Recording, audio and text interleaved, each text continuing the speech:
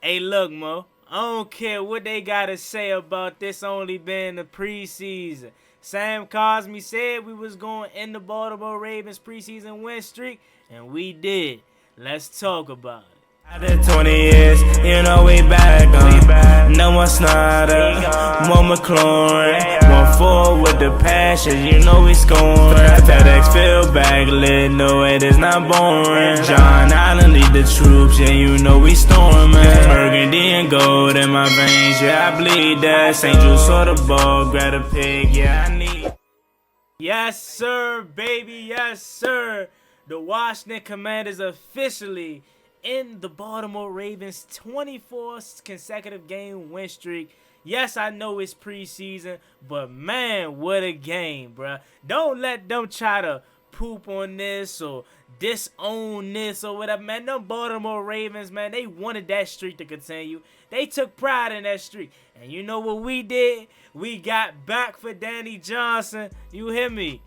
We got back for Danny Johnson. Mark Andrews wanted to body slam my man in practice. We came back and we took care of business, man. This is a really, really, really good day. Okay, I understand in all the grand scheme of things, it's really preseason. I get it, okay? But if you are like, if you know, you know, is essentially what I'm trying to say. Like, obviously these Ravens fans or any other body else team is gonna be like, it's not that deep. But if you know, you know. If you a Commanders fan, you know what we've been through the past 25 years, bruh. So this, and then the way we did it, my boy Jake Fromm came in there, shades of Georgia Jake Fromm, came in there, took us down the field, and Joey Sly banged it home. Hey, this is great momentum going into week one, okay? This is all I was asking for, was the offense to look good, okay? Going into week one, which they did. You know, since they're not playing next week at all, I was like, hey, let me see the offense just look good. Just look good going into week one. All right, have some momentum. But this momentum is way more than what I expected.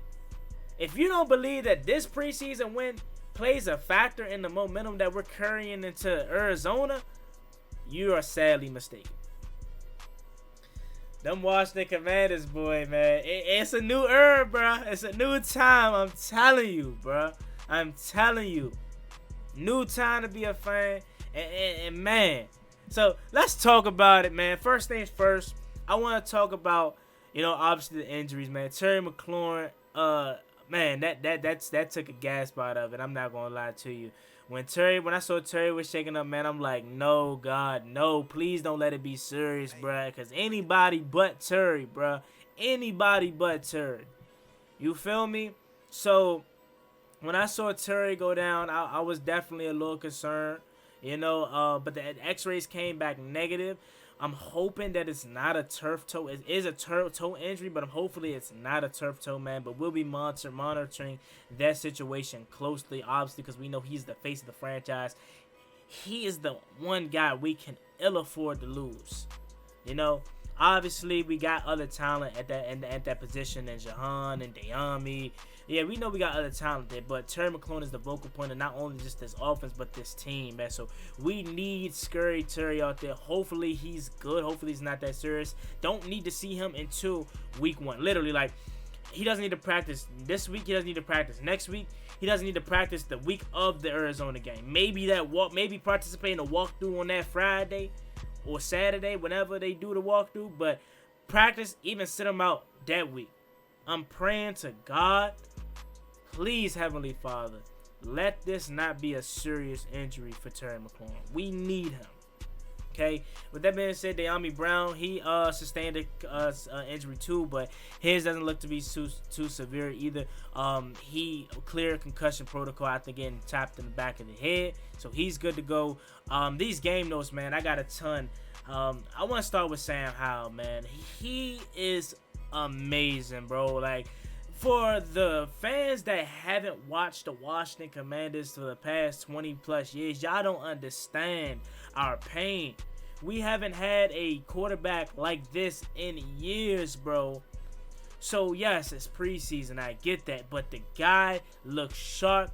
He looks comfortable. He looks poised. He looks like he can do it, and he looks the part. That's the most important thing about it. He can make every single throw. He can escape the pocket, extend plays with his legs, man. On 3rd and 15, he fired a strike to Cole Turner. You know what I'm saying? He made a play, giving the ball to Antonio Gibson. Antonio Gibson ran a post out the backfield and scored a touchdown. That's what you're going to see from AG.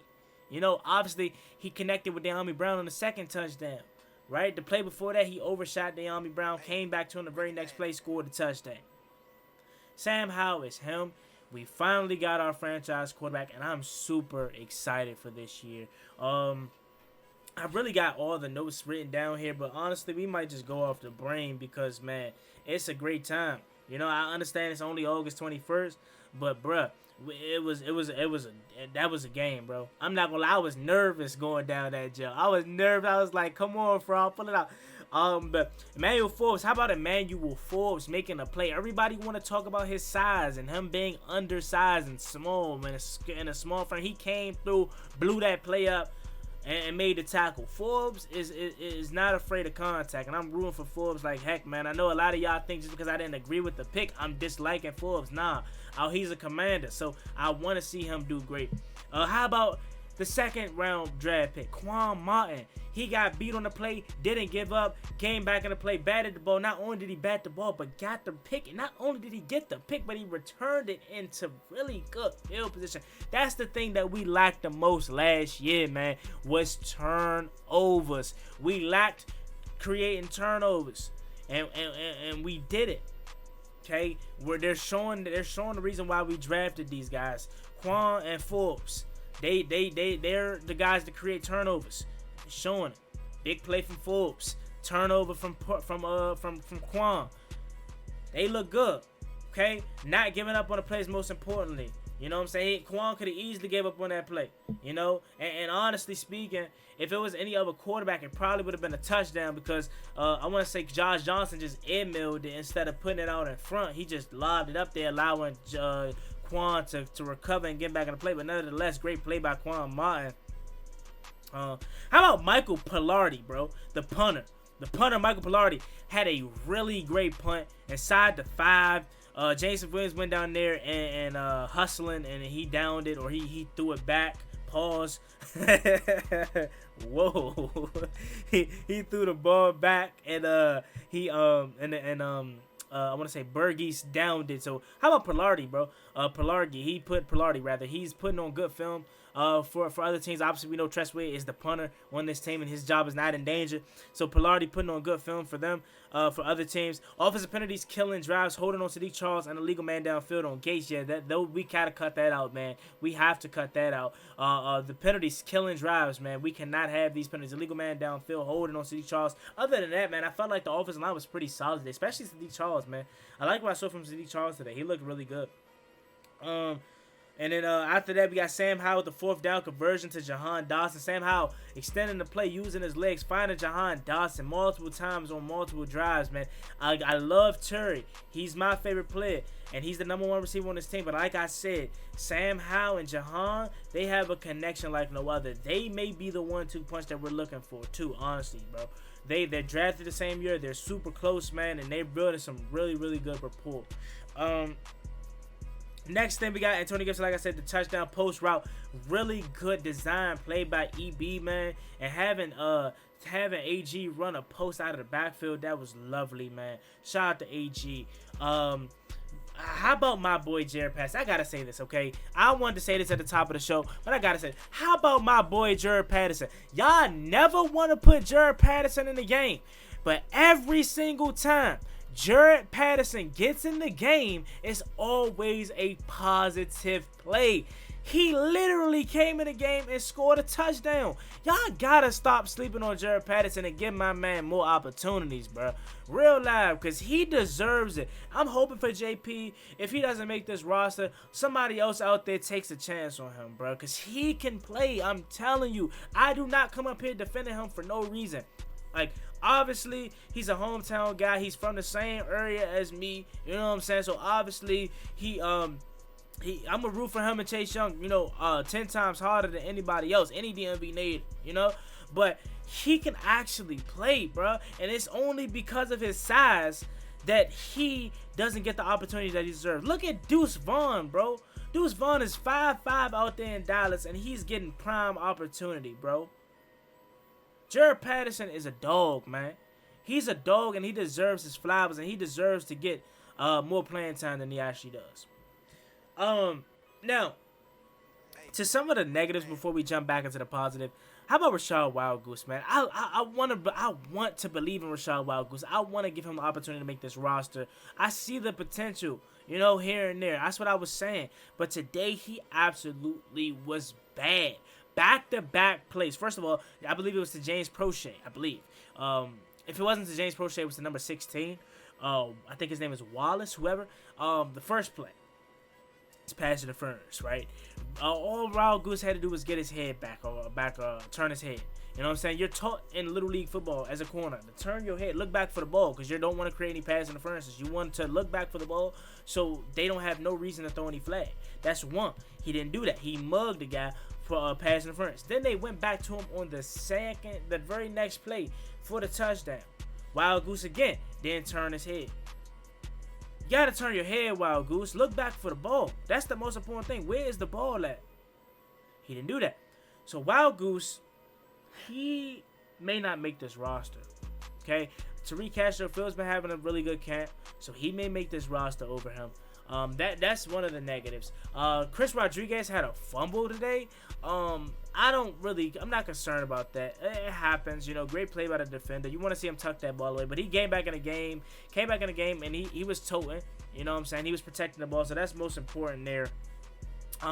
Let's see if we got any other more negatives before we get back into the positives. How about Cam Cheeseman? Cam Cheeseman, he is starting to, like, really catch my eye in a negative way. You've been hearing about him trying to snap the ball new, you know, and tries new things, and it's clearly not working. And tonight he had a horrible snap where it dribbled, but we still was able to make the kick. We need to see what's up with Cam Cheeseman, bro. He needs to lock in, bro. Like, he needs to lock in, because I don't know what's going on. We cannot have that.